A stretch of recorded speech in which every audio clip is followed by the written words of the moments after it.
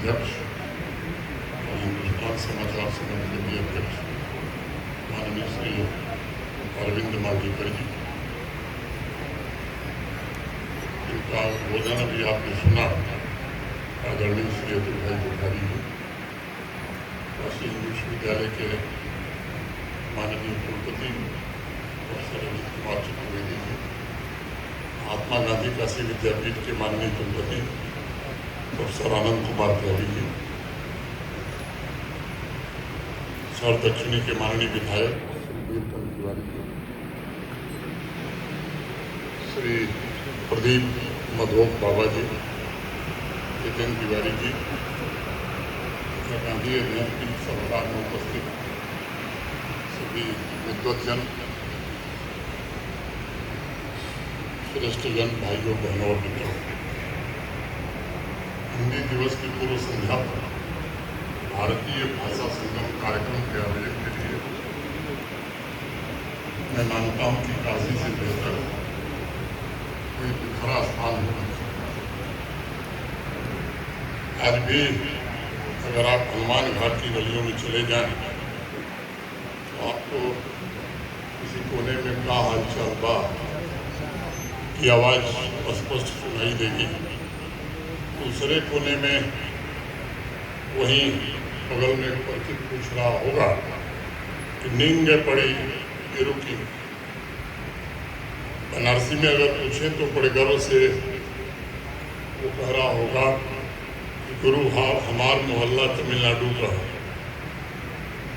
अगर आप दुर्गा घाट, अगस्तकुंडा या केदार घाट की गलियों से गुजरेंगे तो महादेव गुरु की के अभिवादन के साथ एक परिचित दूसरे परिचित से पूछ पड़ेगा तो कैसा है। ऐसी ही विविधता मानसरोवर, हरिश्चंद्र घाट से लेकर गाय घाट, ब्रह्म घाट, जंगमबाड़ी, बंगाली टोला, पक्के महाल सब में दिख जाए। इसलिए मैं हिंदुस्तान समाचार का बहुत आभारी हूँ और उनका अभिनंदन करना चाहता हूँ कि ये आयोजन आपने काशी में किया। इसी काशी के डॉक्टर केदारनाथ सिंह हिंदी के प्रख्यात साहित्यकार थे। उन्होंने लिखा कि धीरे धीरे होने की एक सामूहिक लय दृढ़ता से बांधे है समूचे शहर को। इस तरह कि कुछ गिरता भी नहीं है, कि हिलता भी नहीं है कुछ भी, कि जो चीज़ जहाँ थी वहीं पर रखी है, कि गंगा वहीं है, कि वहीं पर बसी है नाव, कि वहीं पर रखी है तुलसीदास की खड़ाऊ सैकड़ों बरस से, और यही है बनारस, यही है काशी। साथियों, सैकड़ों बरस से इन गलियों में पूरा का पूरा भारत अपनी सांस्कृतिक और आध्यात्मिक आभा लिए खड़ा है।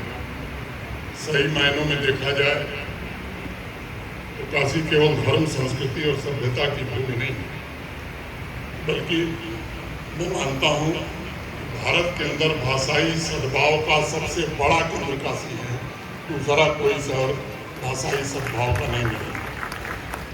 और इसलिए मैंने पहले ही कहा, सरदेव राम बहादुर राय जी ने मुझे कहा कि नहीं वहाँ जाना ही है। हिंदुस्तान समाचार परिवार के प्रति मैं फिर से एक बार आभार व्यक्त करता हूँ और विशेष रूप से 22 भाषाई विद्वानों को जो सम्मानित किया गया उसके लिए विशेष रूप से आभार। और उन सभी विद्वानों का एक बार अपनी तरफ से, आप सबकी तरफ से कोटि कोटि अभिनंदन। मैं मानता हूँ कि बाबा विश्वनाथ की कृपा है कि काशी में सदियों से तमिल, तेलुगु, कन्नड़, गुजराती, मराठी, बंगाली, सिंधी, पंजाबी, मलयालम जैसे संस्कृति को सजोने वाले परिवार पूरे देश को जोड़ने का काम लंबे समय से करते रहे हैं। आज एक भारत श्रेष्ठ भारत की जो बात होती है, मैं मानता हूँ कि सबसे बड़ा जीवंत उदाहरण है। किसी को देखना हो तो इन मोहल्लों में जाइए और उसे सीखने को मिलेगा कि संस्कृति और भाषा का सबसे बड़ा काम समाज को आपस में जोड़ना है। काशी के ये मोहल्ले सिर्फ विविधता के प्रतीक नहीं है, बल्कि मैं मानता हूँ कि काशी में उस विविधता को बनाए रखने के लिए सबसे जो जरूरी चीज़ है एकता, वो भी मौजूद है। मेरा यह दृढ़ विश्वास है कि काशी की ये गलियाँ भाषाई और सांस्कृतिक सद्भाव के द्वारा राष्ट्र की भावनात्मक एकता को और मजबूत बनाने का मार्ग प्रशस्त करती रही हैं। मैं ऐसा भी मानता हूं कि काशी की ये गलियां और मोहल्ले अगर सच में बोल पाते तो मुझे पूरा यकीन है कि संस्कृति हमारे देश की समसामयिक संस्कृति को ही अवगत है। काशी की इन गलियों को अगर हम एक व्यक्तित्व के रूप में देखते तो हमें दिखाई पड़ता है वहाँ जीवन अपनी पूरी समग्रता में प्रकट हुआ है। अगर उन मोहल्लों का भाव हम पकड़ पाते उसमें एक अहोभाव दिखाई पड़ता, क्योंकि तमाम संस्कृतियों और दर्शन को समेटे उसने सदियों से जीवन को परिपूर्णता में जीने का काम किया। मेरा ये मानना है कि प्रेम और सौहार्द के अतिरिक्त भाषा की पूर्णता का दूसरा माध्यम और कोई नहीं हो सकता। 5000 वर्ष पूर्व अथर्ववेद में हमारे महान ऋषियों ने लिखा, मधुमती वांचम वदत शांतिवान, हम मधुर और सुखद वाणी बोले।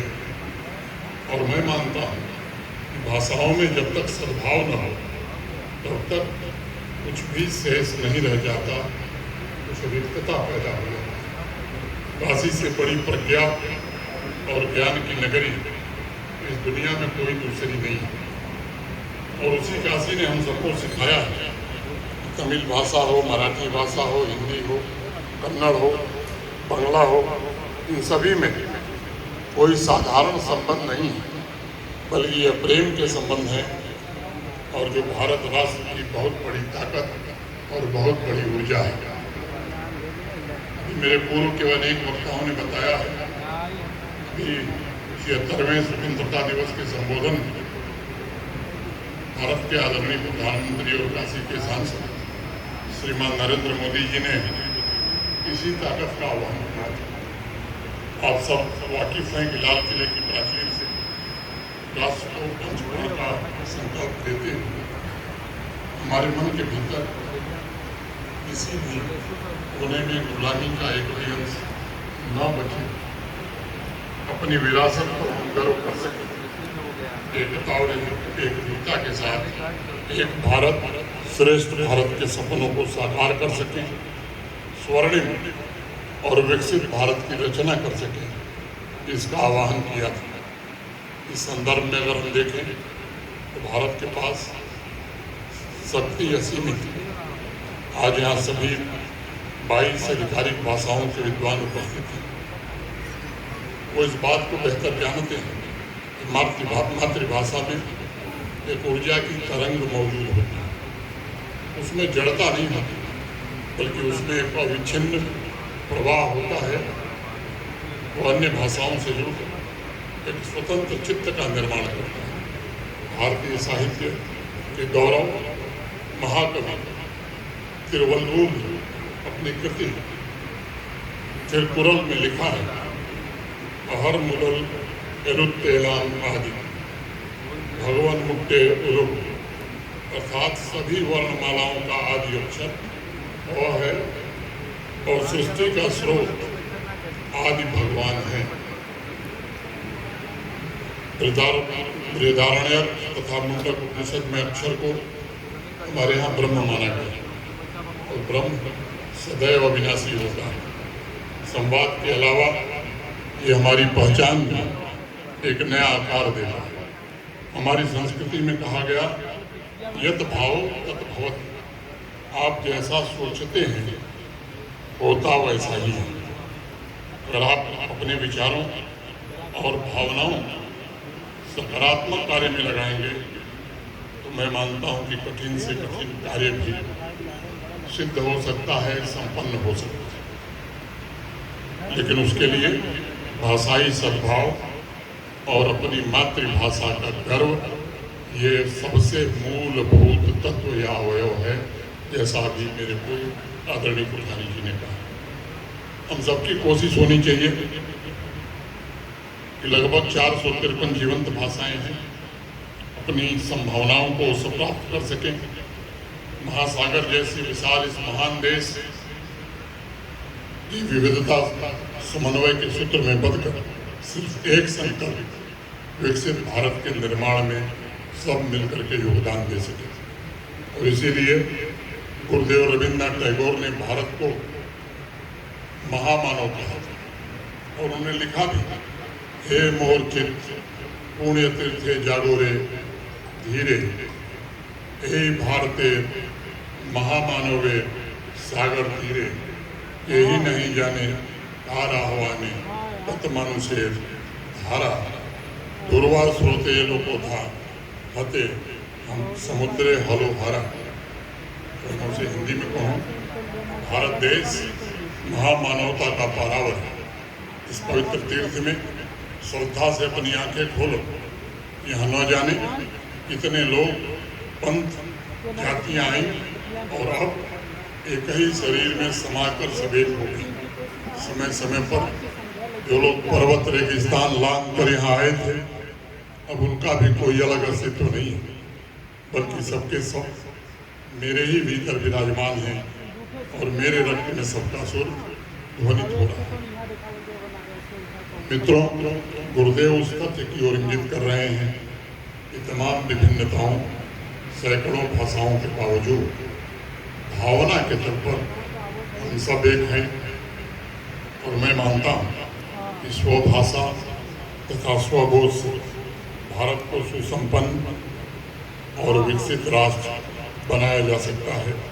मैं समझता हूँ कि भाषाई सामंजस्य सामाजिक और आर्थिक विकास के लिए एक मजबूत आधार तैयार करता है।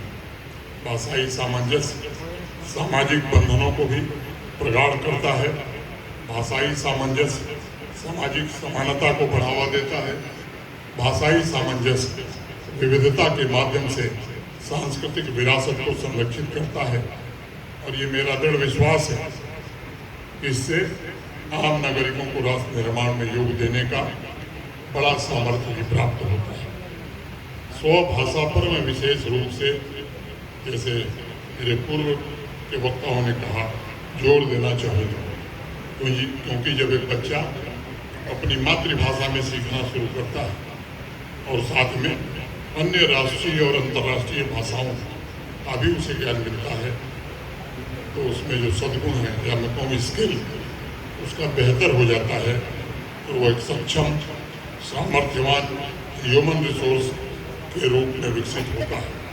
अनेक शोध के द्वारा ये सिद्ध भी हो चुका है कि मातृभाषा क्रिएटिविटी और इनोवेशन को भी सबसे ज़्यादा बढ़ावा देती है। ऐसा देखा गया है कि जो राष्ट्र अपनी भाषाई विविधता को महत्व देता है, वह कला, प्रौद्योगिकी तथा नए अद्वितीय दृष्टिकोणों का लाभ उठाकर प्रगति को भी गति देने में समर्थ रहा है।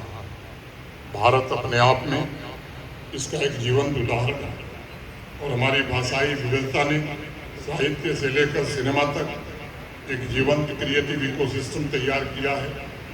आज भी हमारा समाज विष्णु पुराण से प्रेरणा लेता है, जिसमें भारत की विविधता को चित्रित करते हुए कहा गया, उत्तर यत् समुद्रस्य हिमाद्रश्यैव दक्षिण वरस्तद भारतम नाम भारती यत्र संतति।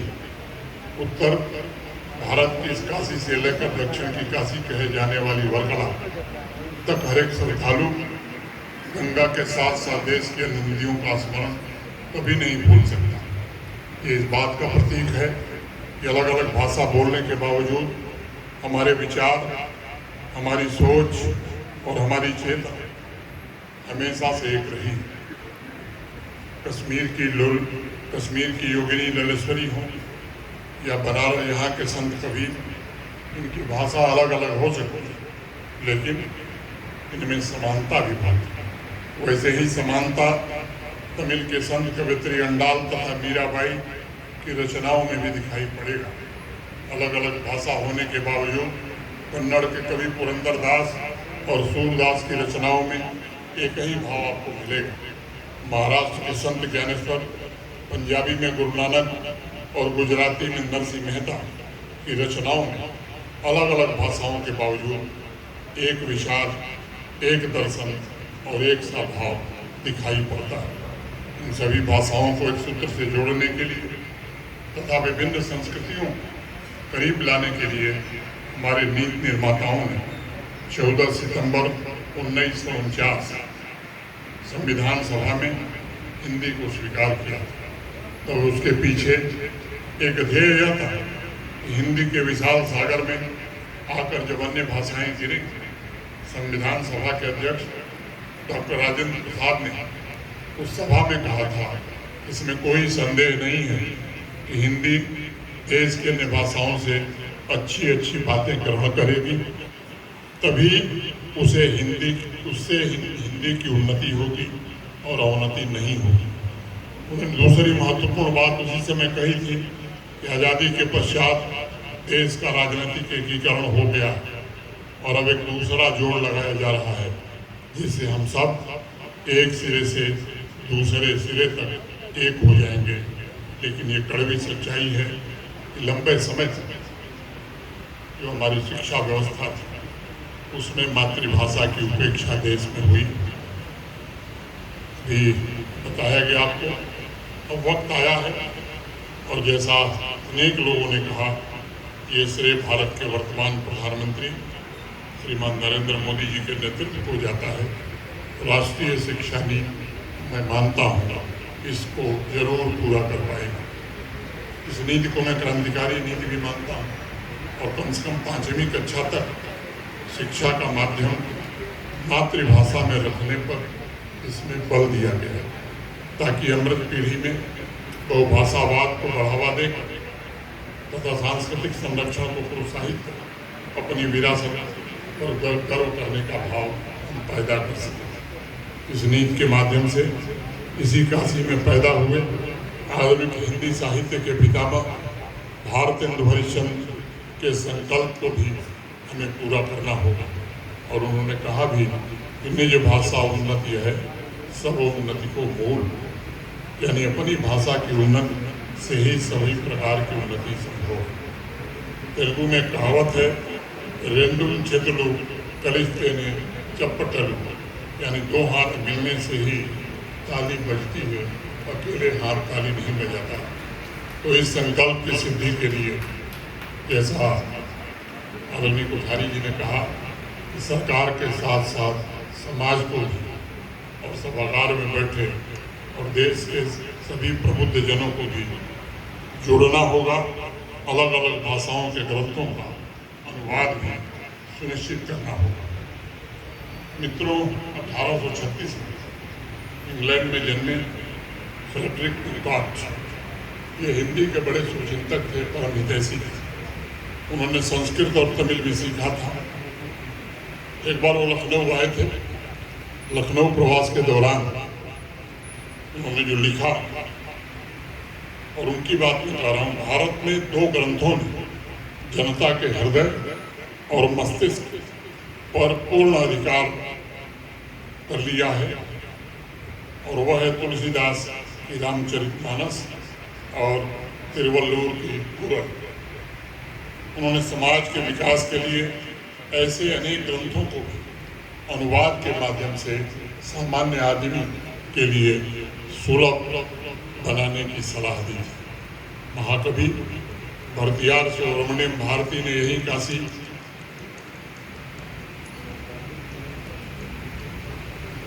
में रहकर हिंदी और संस्कृत सीखी थी, और वो चाहते थे कि औपनिवेशिक मानसिकता को समाप्त करने के लिए अपनी भाषा में स्कूली और उच्च शिक्षा इस देश में जल्द से जल्द प्रदान की जानी चाहिए।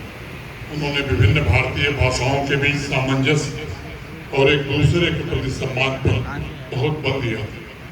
लोगों से कहा कि भारतीय को देश की हर भाषा को अपनी भाषा माननी चाहिए और उस पर गौरव भी करना चाहिए। मुझे लगता है ये गर्व और अपनी विरासत के प्रति सम्मान पीढ़ियां इसे भूल गई। इस भाषा को दरकिनार करके इस देश में रखा गया। हमने वही इतिहास पढ़ा जो हमें अंग्रेजी लेखकों ने या अन्य विदेशी भाषाओं के लेखकों ने हमें दिया, चाहे संस्कृत हो या अलग अलग अन्य भाषाएं हों, सभी में एक संपूर्ण ज्ञान प्रणाली थी जिसका कई पीढ़ियों तक हमें बोध ही नहीं रहा। और इसलिए मैं सबसे आग्रह करूँ, हमें अपना गौरवशाली इतिहास भूल गया था, हमें अपनी जड़ों का ज्ञान नहीं था। अगर हम अपने गौरवपूर्ण इतिहास को देखें तो सभ्यतागत मूल्य, शिक्षा और अर्थव्यवस्था, इन तीनों में भारतवर्ष के आसपास एक समय था जब दुनिया का कोई देश नहीं था। अनेक अवसरों पर मैंने ये बात कही है, मैं दोहराना चाहता हूँ। Organisation for economic cooperation and development, एक बड़े प्रख्यात इकोनॉमिस्ट हैं, आजकल दुनिया में उनकी बड़ी चर्चा है, अंगस मैडिसन। उन्होंने और उनके साथियों ने रिसर्च किया और उसका बड़ा जिक्र और बड़ी चर्चा है दुनिया।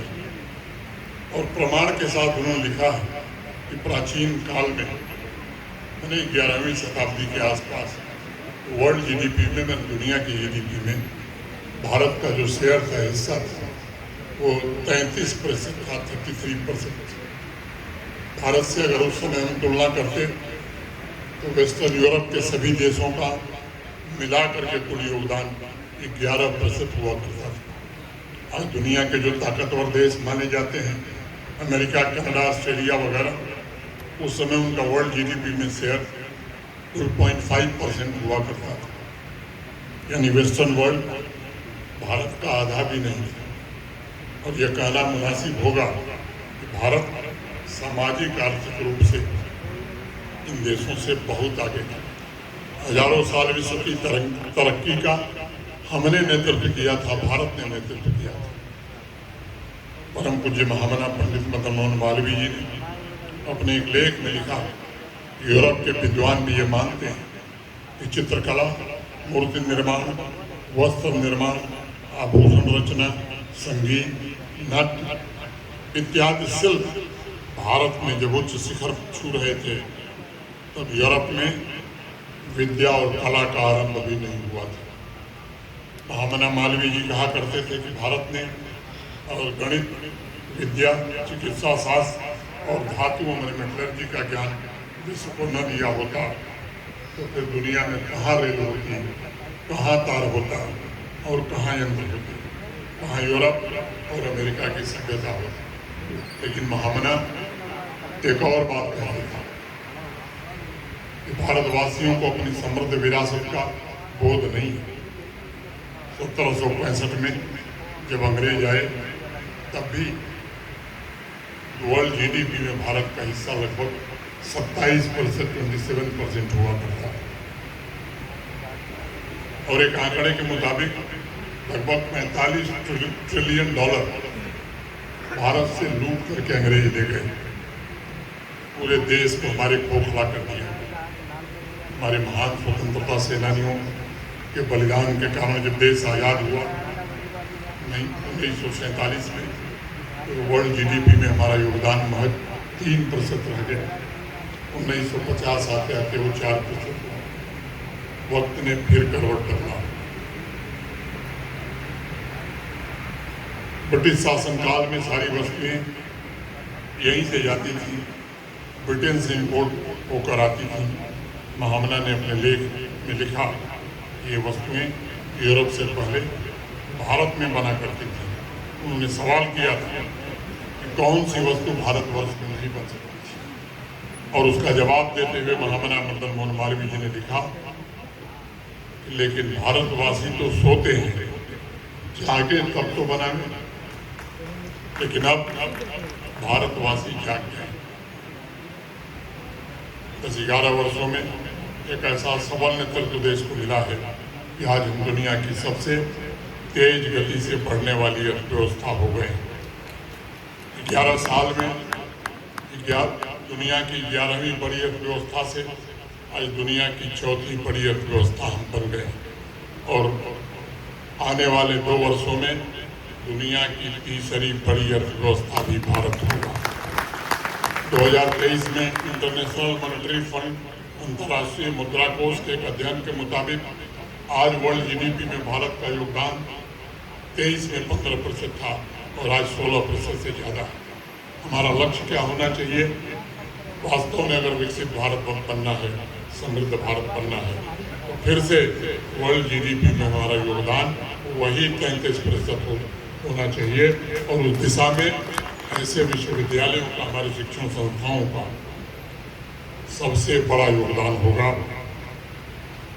नई पीढ़ी को उनकी मातृभाषा में हम तथ्यों से कैसे जागरूक करें, ये बड़ा आवश्यक है।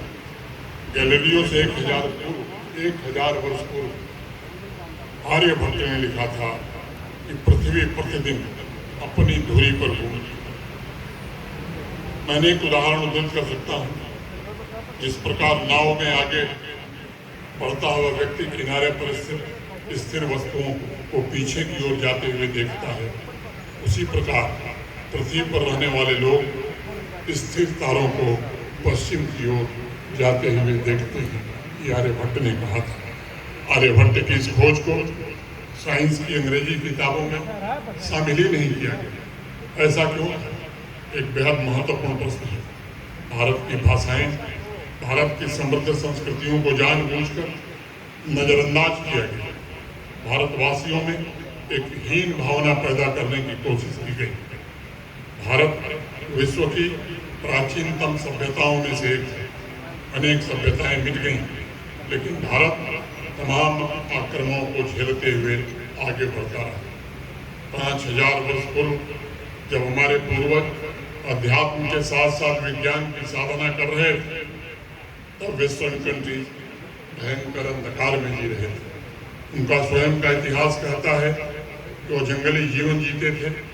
भारत के माध्यम से वहाँ सभ्यता की रोशनी पहुंची थी। उस समय भारत ही विश्व की सभ्यता और संस्कृति का इंजन था, जिसने दुनिया को स्टोन एज पाषाण युग से निकालने का काम किया। और केवल वही नहीं, साइंस, मैथमेटिक्स, एस्ट्रोनॉमी, मेडिसिन के द्वारा सामाजिक आर्थिक उन्नति की नींव भी भारत ने ही रखी। भारत के माननीय प्रधानमंत्री जी ने पंचप्रण के जरिए उस भारत को देशवासियों से पुनः निर्मित करने का आह्वान किया है, ताकि औपनिवेशिक शासन की वजह से हमारे मस्तिष्क पर जो धूल जम गई है, उस धूल की परत को हटाया जा सके।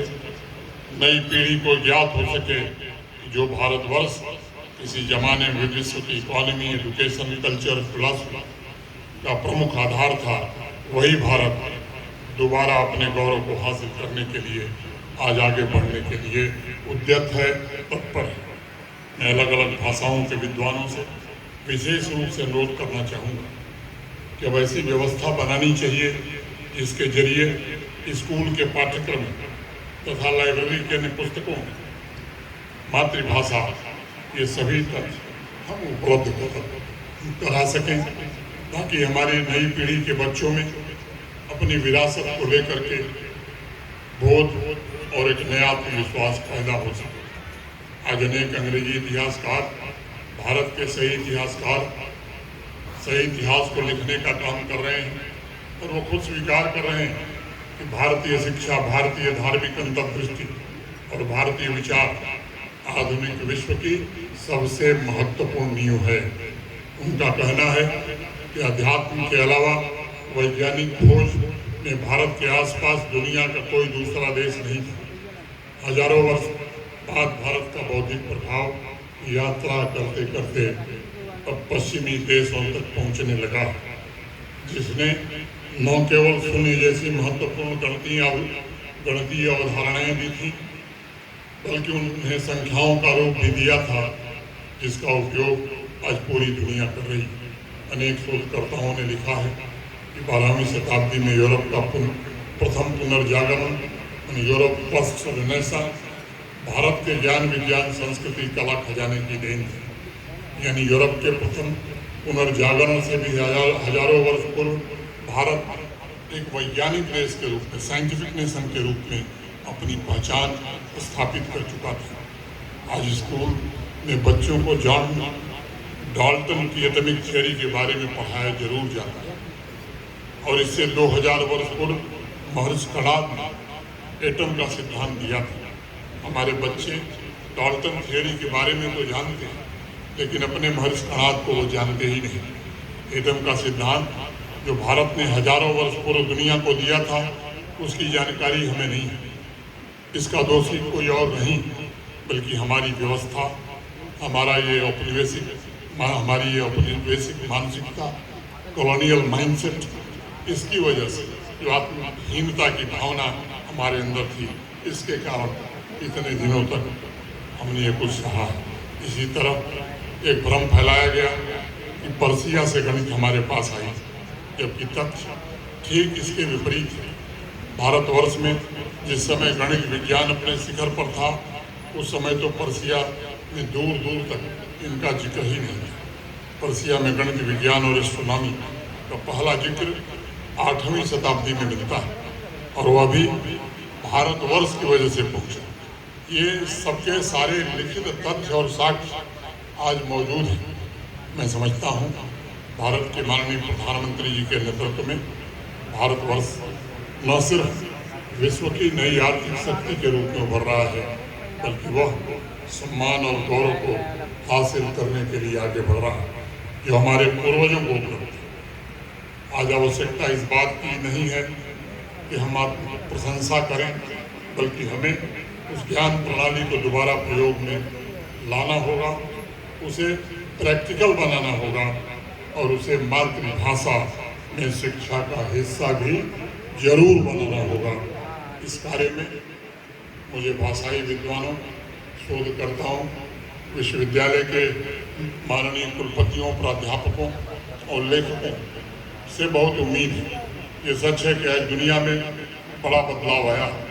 विशेष रूप से युवा वर्ग एक ऐसे दौर से गुजर रहा है जहाँ प्रतिदिन नई तकनीक, नया इनोवेशन जन्म ले रहा है, और इसलिए उसकी रुचि के हिसाब से स्वभाषा में अपनी अमूल्य निधियों को जल्दी से जल्दी हमें सामने रखने की आवश्यकता है। दूसरी महत्वपूर्ण बात मैं मानता हूँ वो जन जागरण है। राष्ट्र की समृद्ध सभ्यता और विरासत के बारे में बोध सबको मिल करके जागृत करना होगा। उसे दूरदर्शी दृष्टिकोण अपनाकर विकसित भारत के निर्माण में लगाना ही होगा। ये सच्चाई है कि साझा ऐतिहासिक और सांस्कृतिक विरासत को जानने समझने से गर्व और अपनेपन की भावना बढ़ती है, तथा उसके बोध से राष्ट्रीय एकता भी मजबूत होती है। उस बोध से हर एक पीढ़ी को अपने समृद्ध इतिहास से जुड़ने का अवसर मिलता है, और एक साफ पावर की तरह हम उसका इस्तेमाल वैश्विक स्तर पर भी कर सकते हैं। आज हम देख रहे हैं योग किसी न किसी रूप में, योग और आयुर्वेद दुनिया के हर देश में और अनेक परिवारों तक पहुंच गया है, और इसलिए मैं मानता हूं कि अपने समृद्ध अतीत, अपनी सभ्यता, अपनी भाषाई विविधता का बोध हमारे आर्थिक अवसरों को भी बढ़ावा देता है। अंत में एक छोटी कहानी के साथ मैं अपनी बात समाप्त करना चाहूँगा। पुराने जमाने में एक राजा थे। रोज रात को नगर का हालचाल जानने के लिए शहर का भ्रमण करते थे। उन्हें हर रात एक संत पेड़ के नीचे जागते हुए मिलते थे। राजा बड़े चिंतित थे कि रात भर ये संत पेड़ के नीचे जागता है। किसी रात वो पेड़ से टिककर खड़े रहते दिखाई पड़ते, लेकिन आंख खुली रहती। राजा ने एक दिन तय किया कि आज संत से मिलते हैं। गए, संत से मिले और पूछा कि मैं रात के जिस पहर भी आता हूँ तो मैं देखता हूँ कि आप कभी सोते नहीं हैं, आखिर कारण क्या है? संत ने कहा कि मेरे पास बहुत बड़ा खजाना है, बस उसी खजाने की रक्षा के लिए मैं दिन रात जागता रहता हूँ। राजा बहुत जोर से हंसे और उन्होंने कहा कि आपके पास ये टूटा फूटा दीक्षा पात्र है, एक फटी धोती दिखाई पड़ रही और पेड़ के नीचे यही आपकी छांव है, आपका कोई खजाना तो दिख नहीं रहा। तब संत ने जो राजा को उत्तर दिया आज वो ऐसा खजाना है जो आपको दिखाई नहीं पड़ेगा राजा साहब। वो तो बड़ी तपस्या के बाद मैंने प्राप्त किया। वो खजाना है मेरे भीतर का, वो खजाना है मेरे बोध का, वो खजाना है मेरे जागरण का, वो खजाना है मेरे ज्ञान और होश का। उस बोध से बढ़कर दूसरी संपदा कुछ भी नहीं है और वो बोध ही हमारे उज्जवल भविष्य का मार्ग प्रशस्त करती है। मैं एक बार पुनः सभी भाषा के विद्वानों को फिर से बधाई देता हूँ। हिंदुस्तान समाचार समूह को अनंत अनंत शुभकामनाएं देते हुए आप सबके प्रति हृदय से कृतज्ञता ज्ञापित करते हुए अपनी बात यहीं पूरी करता हूँ। धन्यवाद। जय हिंद।